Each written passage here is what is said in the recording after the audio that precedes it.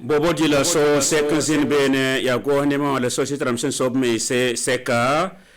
kaya santé nord plan Burkina mana songre non kwamba san pamzule se litla wenge fadan gurma ben wa wa karan samba la karambi se mi de panga rona yom da karanga sin yesoma sambi se bayra television ifan gele kape ne wo towende naranda ednanti ka wa kana singe tia una yibora lana bawoda ratete rock ma christian kabore na bore seba opto ndiarle runa talata atele bombion kura sem pisila wa lapto ndiarla na bore seba seni za kingwa bangetia na bawoda nora sa simo compore bam se mpp ta saba ngwe ba seba duku nkenge la bunika menti sa nefsin tawa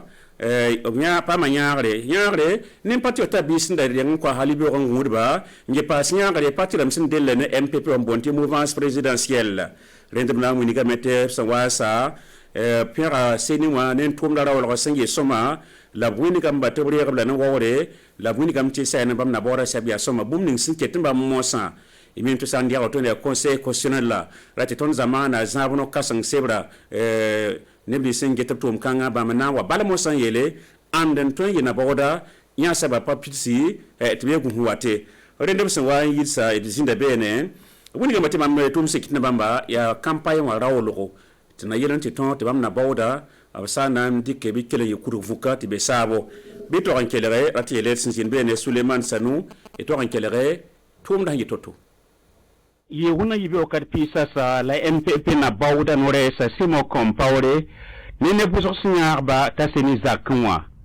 sende resando ornan talabla men king sunin sende na bawda ba seba aria lere yang tore la tum dari kiya seba vaye so yembre na wato on ta kafi tisame rilo ko por mosa o wori ka sebron ko ba hunigdi to bari gab seba la MPP na bawda sebia soma regroupement ni yaba mbonde ti APMP edia pisobe nzare mbe sula poa MPP wa mbe sula poa ya tono laram tabi bewa ti arok yak tondo ti wari gala seba ti yampayet ho sida ti wari gala la bari game of code la sebre a winning T7 is a far Honda to Warigala Tondigala me then it Suriano Chela Maha Yamora Maha then Tonmenan to prepare the menga higher top non normal of nomad yisa Tia more polad night Chamoha then that more than one day Taquadra more rare be condition yi hambe bruno condition konkele zindi timora yi fasi ti nam pam la tonye tonteram ted nam pam me ye bang tena na borba sebri esko singa zaman tenewa bombyung kiwra simpisila ni nanti base silikir kiwra smayibo la sebri esko pore tum sinket mosa ya ton zaman na zabno kasanga bu kawdba conseil constitutionnel na ba mantar sur mosa nan ton am pisna borba seba nanki na bobo jila so woni ngeti wala sman yom de atete go honema wane société dam sen sob me se seka rona yom da tikame kumman publica ne sintan yetikri e nyar société ramba rinda nun kum sura kan ala tum da sinya zama arba e zaman tene wa ratele zelikar kiwra sampisi bombion kiwra sampisi la ni bobo jila so bangti anura ta masabla woto ne to nan sin kum tabra mayibu la buni kam to sanan kum tabra yabs nan cikin gese ya ona kin bos lab nan ton cikin ya société am sob mese enti la nyarba ba metum dana kyank tawre asan gurabu ne alitrorezin bene la vienma Elise Cabré Gofnela lesera to meson so menga songondi secteur privé wa aria sananzini snetaba bangsule slanis basam betu meson so menga poa la gesep sanama to tonkele yarba Burkina Faso nyera wenge ya yum fala sekanga zinya bobo jula so tenga poa Rwanda Arab sinamina tagani taba nges gofnela sayiban talas buto to songondi commande publique option tahade ras bamba sentention toto du Burkina Faso. Le gouvernement reconnaît que la commande publique gouverneur mine tiras buto to lien santare bonti commande publique aya bon santare nyodo la songo to mais so mesa to biengde yaren kite ti mami vena fasi ti gouverneur rasa atteint son game la ya bon santare panga sami game ti vena be pour atteint son to moya to kentaure atteint que son game ti to mais so mesa yere puissant instrument de développement du secteur privé. To mais so mesramba arbam wili game ti gouverneur siptala yakam de la mansum son bamba obloba wen sentida covid-19 aso anke ton tenga pour lendo pour la gouverneur baraka la perdre pakantasa délégation consulaire sembe région de Obasin Tarsoba wili game ti bamba tamen ti gouverneur ke le yar bamba la monte ba la tourner son menga aya bon son tarpang son gouverneur Burkina Faso nyera wenge barka Elise Cabré singi bobo de sonna wata workane sokor fa perbe kaya centre nord région natinga unikia ti plan international son tourner bureau kasanga sembe centre nord mana song la arzuma son lore bangitia bombion kiora sempisle mana kodo kor kuni ya sinante la kahamdamba la kwamba sen tarzule selitle wenge mimti arambi sa wa tarzule litla wenge to bidin keme alti namso of lafia wenge rende wuni gameti sa ne songra ne commune da mi sempa ma songra ya kaya commune kangosi pihida mekin soka ni ya logo la wuni gamti wanto ambeta ran yide ya la kamtar sula bu totore senjete bi pour la kwamba gidir wenge ampa miagre rende mi kam ci tum kan wan tum no RTB willa sembe kaya centre nord Pascal Topsaba ne Jacques Wetraogo bam sinda bene vien ma Elise Cabré plan international Burkina Faso nati sombe banis ba sembe nyokolo zulu espora la centrale zulu selite wenge ambe centre nord solo ade alit la brikantas ba safande pi obligantas la montar su butotore son ngoni la nisba sembe zulu sapora santira senyar de kompoliwa commune son konkongusi kaya pisla la yalago arsan pabo kuna mulim ti kunkanga bamra kunde la mesantira kolanga sinde banifni pour ntayiga. Nous avons plus de 96 filles au sein du foyer. Tontara sanyiri kompoli bisoela yob sombe kani ti tongeto bielle obluba zemsa pila tamti tek pisila nase la sangue se bluma si atotoa aya bum sumuli rubati atila to tomba miare ritruenge.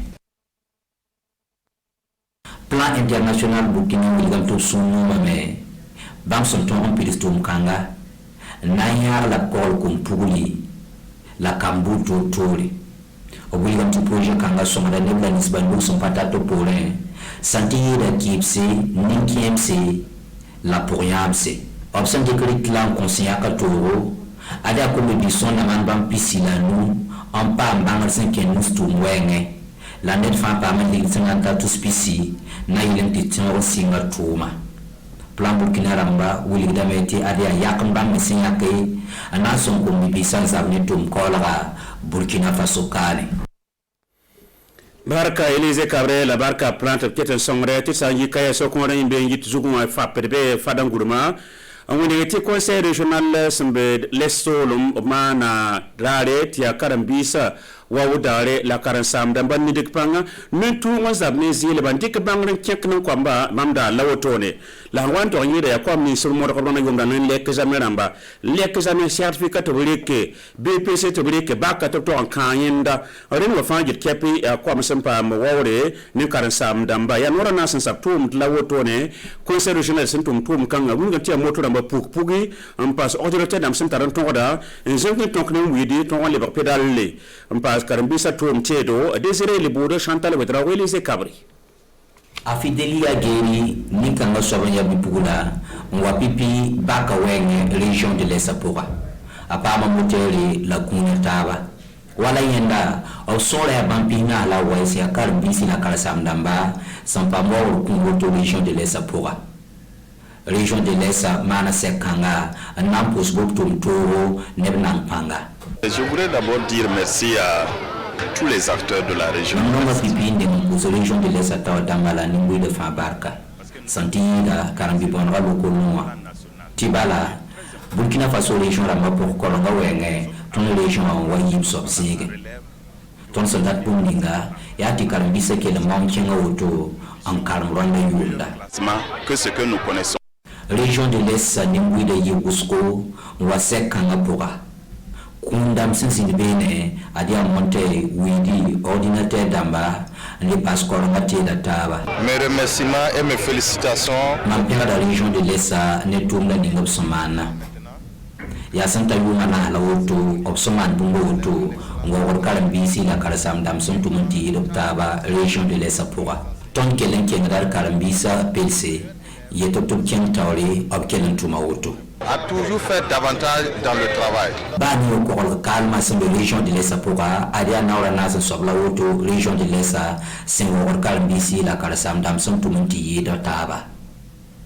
Yoya Bunsu Ligidi, tu comme pour la comptabilité de région de l'Est pour Mawadame,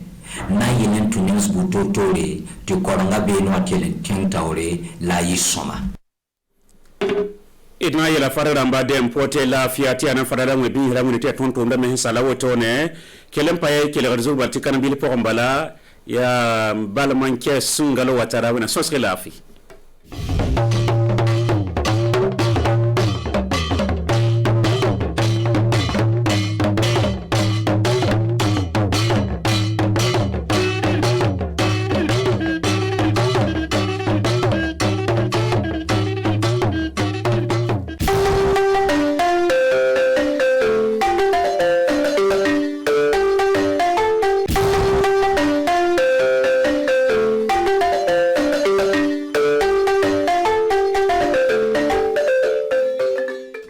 Seka fle kalafili dame sebe dame na kabla anga ni anga kalafili soba la seni kabine kunu wa bi mi MPP ka kalafili kide wa utara asekata alika sebe bla abuna kuna fuli soro katoka mi ka nyasi kata abado ka nyasi kata ministri musigino kata anga kalausu musa ni balku kala nyataka ko kuna kala mubura wa ni doko kunu konna na kasabe kato uyi kalanso sojolu dame wa anga marakemana nga ni doko kuna imunu saluka kata bona wuru konna na abuna kuna fuli soro katoka balma Burkina Faso tibzon karbo anikli Autiosi abaka jabaran so fabara RTB kabini wagadugu anga bika kuna fuli kumaba ofirifire wagati flinye amta damina kanyese kataba do ko kabini kunu mi anga la sigi so mi kalafili so laben ko fanfe kanyese kata kalafili laben ko fanfe wa ulu kenbe kanyese kata o yesebe o yiseni o kenbe kase ka momun na tarike wa ni kalafili na novam kalo klim ko ani flanata o besebe blalu o damina na kabini kunu BMPP aleka chido ulu tara kase ko to kasebe bla kase ka fenga akera ambalma che mi Pierre Wedra go nyafe ani Suleiman Sanu ulu ti anka chide ngandelo kera sobe kase ko labe anko lake Karatalo bena an septam kalo kilimba ane kuntoma mi kalese kata kalafili sababu la ko fafa mi dai ka bli e ko ku septam kalo kilimba ane sigidu MPP ka chide mana sekretari ke MPP to la kalafili natala o ye tamake ka se ko to ka sababu la ana kalafili sababu la ba kusula ama wole ko seni nibe kayelto o wati fili o karasobe MPP ka chide mwana e ba ka se ka to sababu ke ka se kata kalafili natala an fe no kalo kilimba an fula sima ko bore no adesera seni fa ba ko na kaba ani MPP no ani mo ni MPP ka fana o ko mouvance présidentielle o na ka se ka faraka ani APMP mo o ya blastra wakati damene ko kabando mi aba angala siksoba nyamgo ba ali tube kayuni MPP ka nyamgo chama o tube aba blastra ne konona o ya bismillah seni kabaraka damu sigino kayisi katasana ka fuko fanfedo o ya akasaba na ka sigasigari do akono na kaba sigasigari baraka ko o yisigasigari wala ke tuko kayise ka osaba la banka dama o saba ni aywa kayira ka foko o ka ma chideni o na bla kasa kala filina abanko atoro sabela sino kompara ayi furia se kadi seni kabaraka do ma sabu kayise ka to la banko no do kasika kabaraka kata ni saba ka fuko fanfe mi MPP ka chide kasebe ka foroko ka bando wala ka foko ebo basi fo na so la ebo ko o kasebe ka kusebe ebo kasi fo na asoro o lu fo do ebo o be la be no damu na te ka bando sebe gran damu ka so be ebo ko ba damu na be ka ka banti o be ka so ka so ko ka ebo la be ka se ka ko ko ta do ka chide ma no ba ka ko klima ani fu na ta ana jamana ko no ba ana ka filima wala ka foko sebe ka foli wa seni faba kono damina ka bulu ko septembre kalo klimuga ani sigi akuna bana tachi octobre kalo klifla nata wa niga kanya muba ani sabaterele ani wa biduru ani konton abuna tabe wa kaseka to sawo kaseka kuna che comme kuma faracho na anga kuma bakona na amta minye ministre somtanu kata kala sumseni balko kala nyatra ko kuna uluba sera kaseka flo seka na yele mani to na kanyisen kata anga kala sumson fafala uti dewere ka yira ka famille demseni yi o ka demseni mbe tarikala o bolon ko fo otise kata e wa kala e wa sen flo demseni million fla ani ke wa ke me woro ani bisaba ani men ulubu bolon fe kanyisen katoka uninti anyisen kata e wa kala ko fafala lo sefa o demba ani unicef o bolo faranyon ka seka flo ka milia ka seka fere gindonta kaseko kele ni kasoko la kele kabo anga chikondana o senfe ambalma che nomba kuda ani landri some oliti anka chidi olontola na nelo kera sobe kasoko labe akulaje ka nimbo sangwafla anita ani wolonfla ka kalanso mu siga mun kera ka yesin kata kalanso ko kuna anga jamana konna nando ka bo ministre sonu tanu ka anga kalanso miseni balko kala nyatra ko kuna ono de ba UNICEF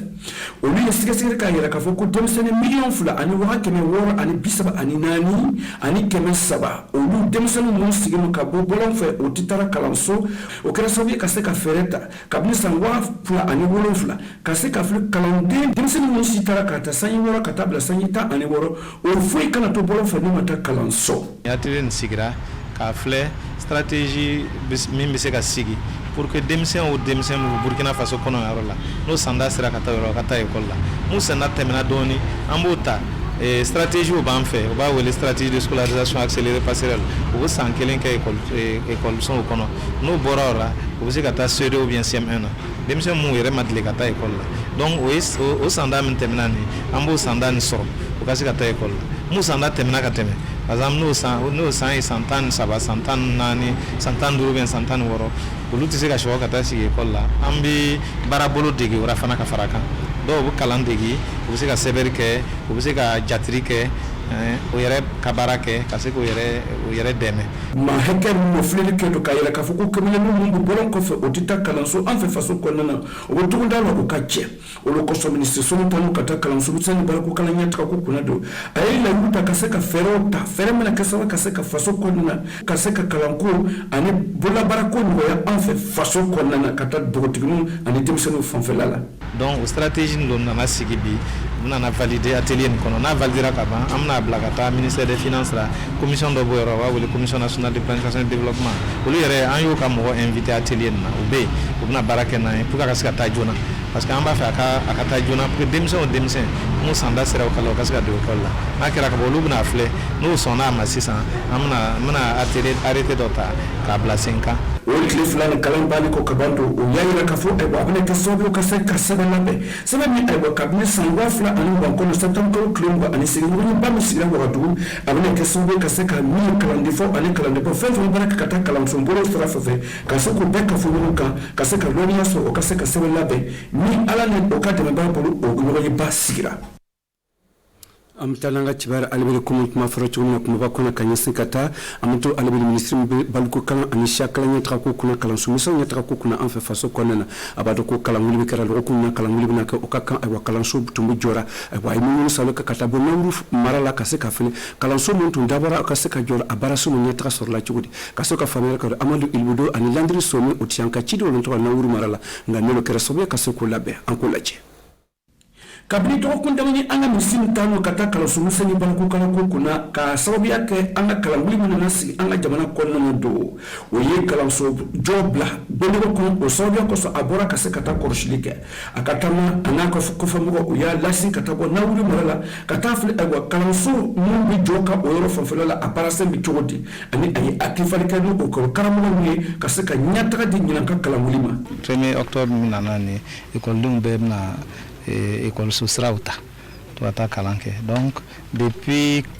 semaine danani am to ka bobo ka fle est-ce que yoro demison kan ka kalanda mene est-ce que yoro la bena ko kono nana la ben mutun ko be nan fana bi se ka minke amboke ni antise ka minke me ni dugumo fana bi se ka demenike amukuma otigi fe pour fana ka se ka demenike et puis amba fle fana lori min daminɛ nani est ce que a banna n'a ma ban mun kunkolo bɛ yen. Dakola kɛrɛma jɛkulu dɔ bɛ an bolo ko Abu Kuriyara olu kɛlen bɛ kabini san 2019 ka se k'an ka gouvernement bilasira ka taa kalanso jo ko fɛnfɛlɛ la ni o bɔlen do cakane o ye dugusen dɔ olu kɛra sababu ka se k'u ka collège fɔlɔ sɔrɔ an bolo ko CG ala ni Allemagne ka teriya sababuya la olu kɛra bi na an nana province Naburi kɔnɔ yan ka na écoleso filɛ en tout cas an caman mun filɛ nin a caman bana ka ban et puis o caman ninnu fana a lɔra ni État ka wari ye a lɔra fana ni partenaire ka wari ye mais a fana lɔra ni dugumɔgɔw fana ka wari ye o ye fɛn ɲɛnama ye o la nana o filɛ mais an nana o filɛ an y'a ye o y'a fɔ ɲɛna en tout cas olu kɔni bɛ banbara mais n'an bɛ se ka dɛmɛni kɛ donc an nana olu filɛ an bɛna sɔgɔ ka taa en tout cas yɔrɔ caman kɔni dɛmɛni bɛna kɛ pour que an ka kalanko ka se ka taa ɲɛfɛ. hakilifalo olu ɲɔgɔn cɛ don ani kalandenfaw ani kalandenbaw olu ɲɔgɔn cɛ don olu ka fɛta fo yɛrɛ fo ka gɛlɛya bɔ ka gɛlɛya min o ye baarakɛminɛnw ye min ye ayiwa baarakɛminɛnw o ye kalanden karamɔgɔ ka baarakɛminɛn ani banw ani sigilanw a n'a ɲɔgɔnna si caman olu kosɔn minisiri kan ka taa kalanso misɛn kɔnɔ a ye cogo don o yɔrɔ kalandenfaw ani kalandenbaw la o k'u cɛsiri cogo min k'aw kan kɛ kelen ka se ka bolo don ɲɔgɔn bolo jama bɛ se ka gouvernement bilasira cogo min na ka bɔ nin degun na. An bɛ taa n'an ka kibaruya laban sisan ka ɲɛsin ka taa min a b'a dɔn ko min ye kalafili min nana an ka jamana kɔnɔ na ka kan ayiwa min ye kibaruya dila olu bɛna baaraba nin kɛ olu bɛna munumunu salo kɛ ka se ka kunnafoni ɲɛnama dɔ a ka kan o bɛ lɔnniya d'o ma min ye baarakɛda min sigilen ka taa an ka kibaruyaso sigi ko kun a n'a kɔlɔsi baarasen kɔlɔsili ko kunna an ko CSC conseil supérieur de la communication olu ye kibaruya dilaw wele ka bɔ Burkina Faso fantan naani bɛrɛ ka se ka na lɔnniya d'o ma ka ɲɛsin ka taa o kibaruya ninnu labɛn ko kunna kalafili wagati la ka se faamuyali ka don Isa Kafando ani madame Roseline Ouattara olu ci an ka ci dɔw tɔgɔ la nka ne kɛra sababu ka se k'o labɛn an k'o lajɛ. Burkina Faso ka baarada min sigilen ka taa an ka kibaruyaso labɛn ko a n'a a jɔko ko kunna a n'a kɔlɔsili ko kunna an ka jamana kɔnɔna na don an bɛ wele ko CSC conseil supérieur de la communication o tɛ dɔwɛrɛ don ka se ka filɛ u bɛna baara min kɛ ka se ka lɔnniya di an ka kibaruya ma ka taa wa fɛn fɛn bɛ baara kɛ ka taa kibaruyaso kɔnɔna na ka taa kalafili min na an ka jamana kɔnɔna na ka taa bɛn ni kalafili kibaruya laban ko ye. a y'a lɔn k'a fɔ ni wote bɛ na ten kibaruya dilaw de bɛ ɲɛfɛ olu de fɔlɔ olu de bɛ laban a ko bɛɛ la vote voituw la gɛlɛyaw bɛ yen kunnafoni dilaw ta fan fɛ walasa u ka se ka kibaruya ɲɛnama di kibaruyaw bɛ kafo ɲɔgɔn kan cogo min na k'a sɛnsɛn ka sɔrɔ k'a fɔ kibaruya min ka kan ka fɔ vote waati la ka maaw dusu suma min man kan ka fɔ n'o bɛ se ka kɛ baasi ye an y'a jateminɛ fana k'a fɔ ko vote waatiw la gɛlɛya wɛrɛ bɛ kunnafoni dilaw fɛ n'o ye jate waatiw ye ayiwa ani fana ka kɛmɛ kunkan n'o b'o de wele ko pourcentage a fɔ cogoya ɲuman an ka kanw na o bɛɛ la kibaruyaso caman de kɔnɔna na mɔgɔ maa kɛmɛ ka bɔ Burkina Faso fantan naani bɛɛ la ka se ka na lɔnniya sɔrɔ ka taa ayiwa kalafili min nana an ka jamana kɔnɔ a kibaruya ko o bɛ se ka labɛn cogo di an bɛ se ka wangoya cogo di ka di fasodenw ma ka taa kalafili sababuya la o bɛ nana kɛ an ka siya kun dɔ la an fɛ faso kɔnɔna na ka tɛmɛ ka b'o la tuma dɔw la i n'a fɔ vote yɛrɛ ka kumadenw nin kuma misɛn caman min bɛ vote kunkɔrɔ a bɛ fɔ an ka siyakan na cogo jumɛn ayiwa an bolo sera siyakan fɔ saba de ma musikan julakan ani filakan an ye baara kɛ ka t'o kan ka kunnafoni di an ka denmisɛnninw ma walasa vote tuma na o ka se ka tintin o kan ka se ka kunnafoni ɲɛnama sɔrɔ k'a di bi adamadenw ma bi min faamuya min fana bɛ se ka na ni lafiya ye ani ɲɔgɔn faamuya vote baw ani minnu ye fanga ɲini baw ye o ka se ka ɲɔgɔn faamuya bɛɛ la. tile fila ni ɲɔgɔn ye banni kɔnɔ ka ban don ayiwa mun ye tare kɛ ɲɔgɔn ye kɔnɔ bɔra an ka mara tan ani saba kɔnɔna na don o kibaruya dila min olu ye lɔnniya sɔrɔ lɔnniya min ka ɲɛsin ka taa kalafili ka labɛn ko kunna degun min o bɛ se k'o sɔrɔ ka se k'o wuli ka bɔ yen ka se ka kunnafoni ɲɛnama di kalafili waati la ka taa an ka jamana kɔnɔna na min nana nɔgɔn kalo tile 22 nata. Mbalo Burkina Faso television kalbaka amanga bika kunnafoni kuna cyante nga anga baraba tamana alibeli yan boni Abubakar boli alibena soro niska seka fulakandam ne ba soro sini ay wani kunnafoni wore anikli.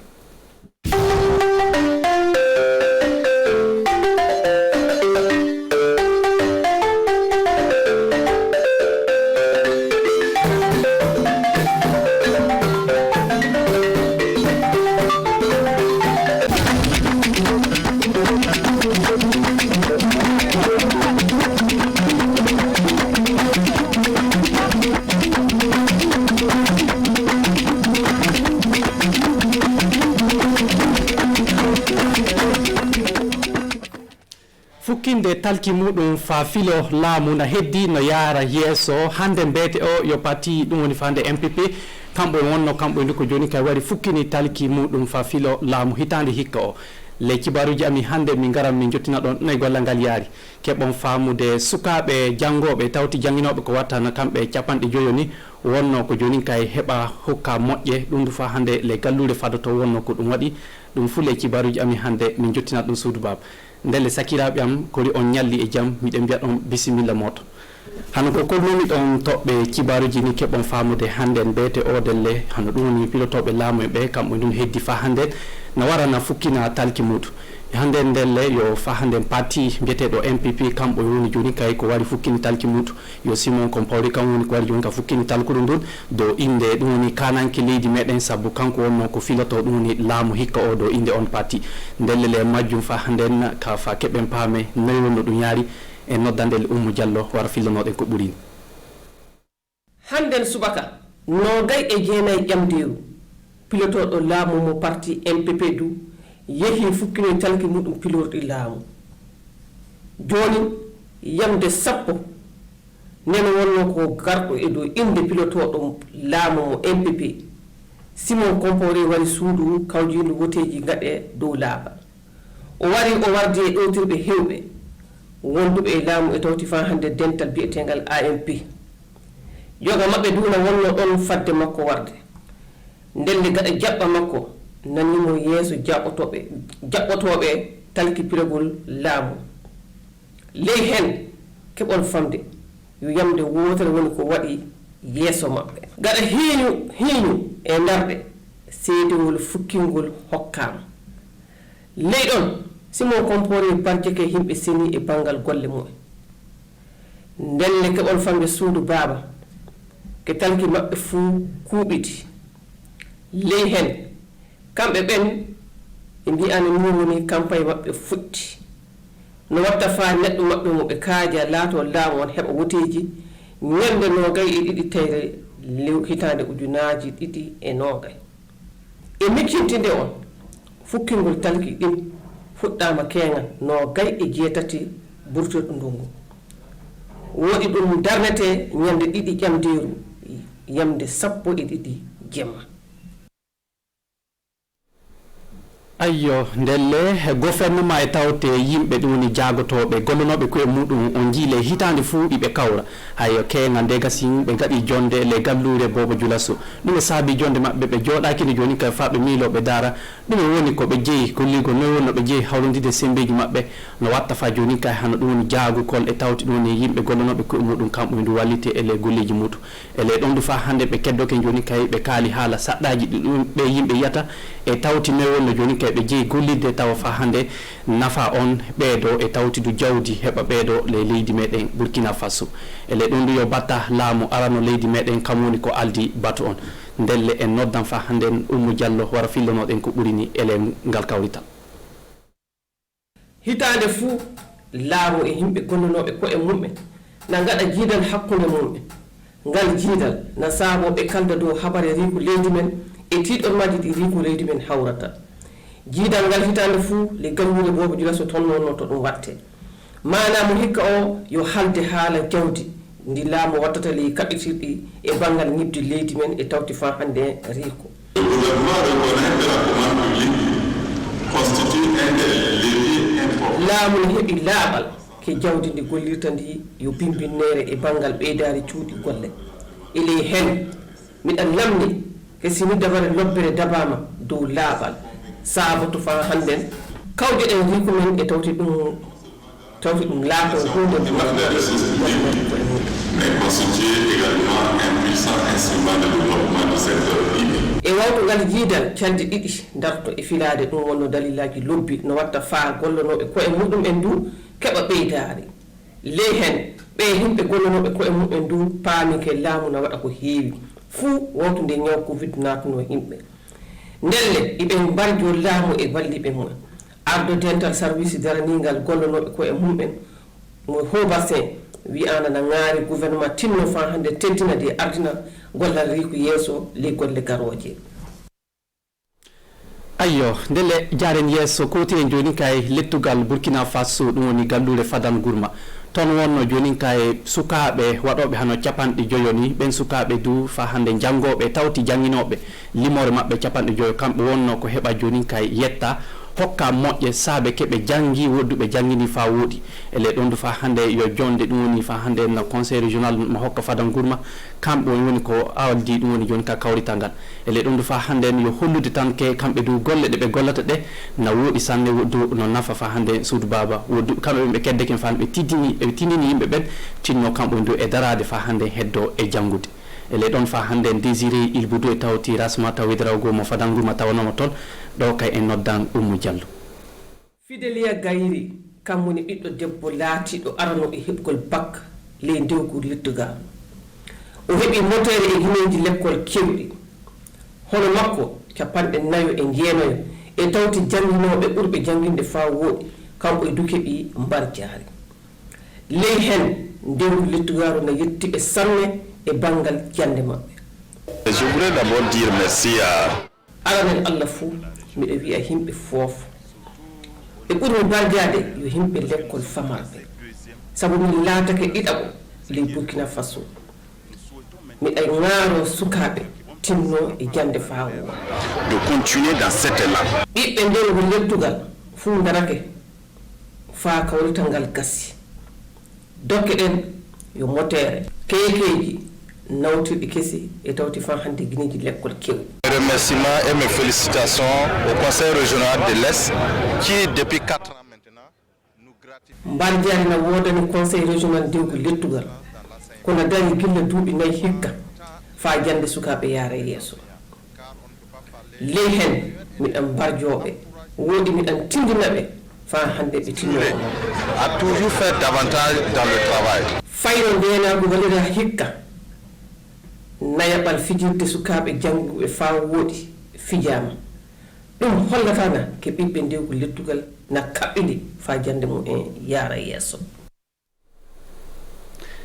ndelle keɓon famude ele bangal ɗowtilde jande meɗen fa hande leydi meɗen ɗo keɓon famude suudu be mballa ɗum woni le adunaru ɗo kamdu walliri leydi meɗen ko watta milliard uji 56 fa ɗowtile leydi meɗen e gouvernement meɗen joni kay ele daranade jande ndelle en kantiran cibaruji meɗen joni e hotilde le gallure kaya tondu keɓon famude plan Burkina international tondu fa hande na projet no andire plan international Burkina kam woni ko joni kay adi fa wallira ɗum woni yimɓe ɓe wala bawɗe e ɗum woni ñamdu ele ɗon kamɓe du ɓe keddoken fa hande joni kay ɓe ɗowtiri ɗum woni sukaɓe jokolɓe kamɓe du e golle juuɗe fa hande ɓe kokki ɗum buuɗi heɓa kamɓe du fuɗɗira golle muɗum gollal ngal woni ko waɗi ɗum woni gallure kayato ele majjundu fa hande na en noddan ɗum woni Oumou Diallo wara fillanoɗen ko ɓuri ni ko haɓɓude e ngal kawrita. Service plan Burkina yehi sajoake ferruɓe saabe rafi ndenagu e rafi cellal wonɓe ley dewgo centre o service hokki nguuri kaataje daage baale e waldeje daraniɗe e wallude cukale ndowi e sukaɓe fuu wonɓe ley tiɗor maji ley dewgo Kungusi Kaya Pisila e Yango ndelle ɗe dokke na keɗano sanne fuu e wawtumo jande l'école anni fuɗɗude. Nous avons plus de miɗan gondi ko foti sukaɓe rewɓe 90 ley nde nokkure woodi rewɓe jogiiɓe duuɓi hakkunde duuɓi 13 yaade 24 dogo ɓe himɓe woni haajaɓe mballa. C'est vraiment les dieux qui sont tombés pour nous. ley ɗon service plan Burkina wi ana yetti e ko waɗi ɗum kam woni rewde cukalu e sukaɓe rewɓe ndelle o projet no walla himɓe ɓe ngala bawɗe ko ɓuri hewde fuu yo atimi en nayeɓe e talka en ko wona dokkal guure joholɓe 25 jannginaɓe gollal junngo kamɓe du keɓi mo hen fuu e muɗum ujunaji 20 fa wallitono ɗum yo dabare fa hannden fa kawen rafi golle.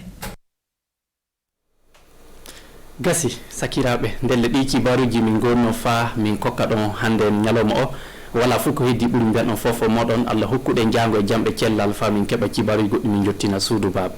jam ñallanɗen fofo moɗon.